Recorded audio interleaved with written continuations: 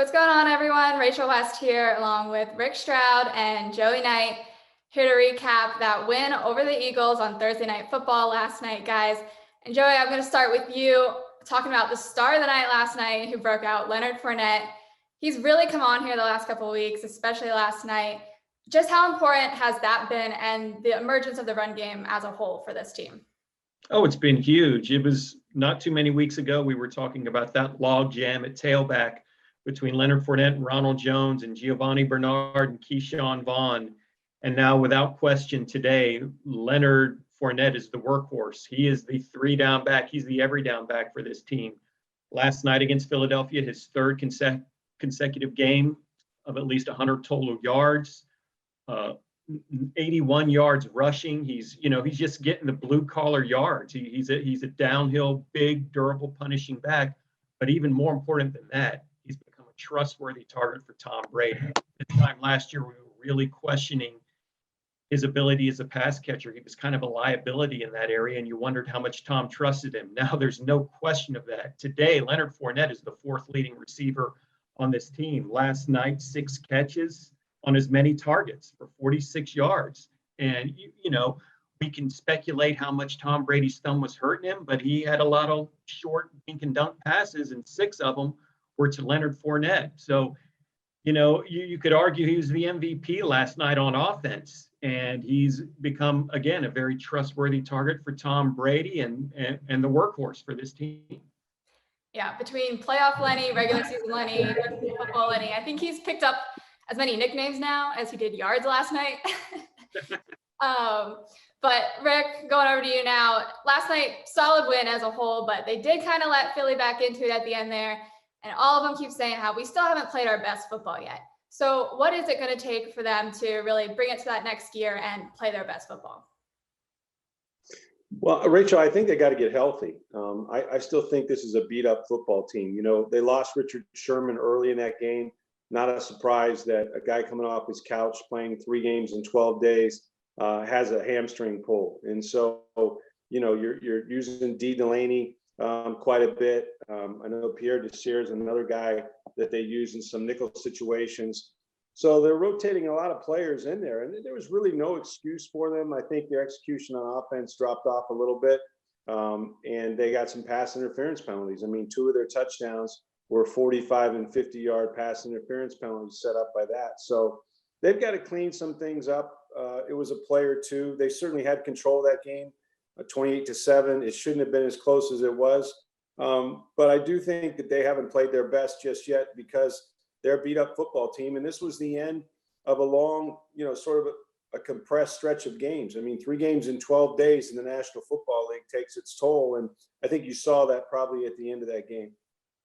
Right. And as you mentioned, Sherman did leave the game yesterday. We all know that they have a very depleted secondary, as is lots of injuries at other positions as well. So they've really had to test their depth more than a team probably wants to at this point in the season. But just, Joey, can you kind of speak to that depth? And I mean, they've been able to manage it just about as well as one can. They've been able to manage it, but as Rick alluded to, I don't know how much longer they could manage it without this little de facto bye week. They're going to have a lot of days to get people healthy. Rick let me on a kind of a dirty little secret in the NFL. Players may not relish a Thursday night game, but they certainly don't mind it because you get that bye week on the back end. And this team really, really needs it. So we'll see. I think the depth by the next time they take the field against Chicago, especially in the secondary, should be a little bit better. I was doing some homework before we came on with you. Last year in the secondary, in the regular season, I think they only had missed 4 player games. Carlton Davis missed a couple of games, and I believe it was Jamel Dean missed a couple of games during the course of the regular season. This year, they've had 11 total games missed between those starting secondary guys, the top 6 guys in their secondary, not counting Richard Sherman. So that's obviously where the biggest depth issue is. But, again, maybe not the Chicago game, but at least shortly thereafter, they should start getting some of these guys back. And again, you just can't reiterate it enough. They need this off weekend in the worst way. Exactly. And Rick, I'll dive a little deeper into that with you.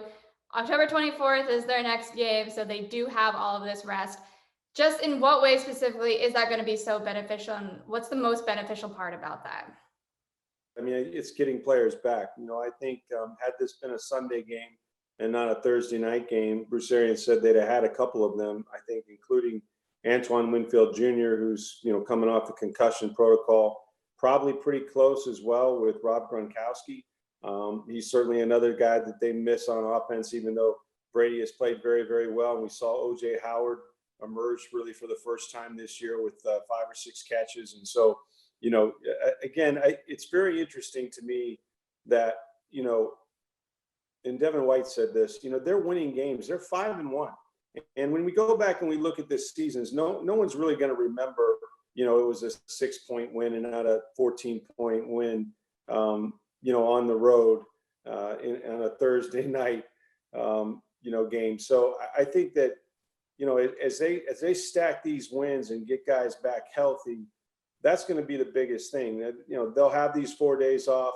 That'll be important, and then it's right back at it against Chicago, and then maybe the biggest game of the year, which is what they're gearing for, is the October 31st game right now in New Orleans on Halloween night, because that's going to go a long way to determine the NFC South. So they're right on schedule, injuries aside, and I think they feel pretty good about where they're at.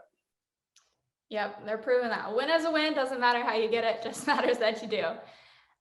So guys, we got a little bit of a break until the next game day, but make sure you're keeping up with all of our coverage until then over on social media at Sports by Tampa Bay Times, as well as over at tampabay.com.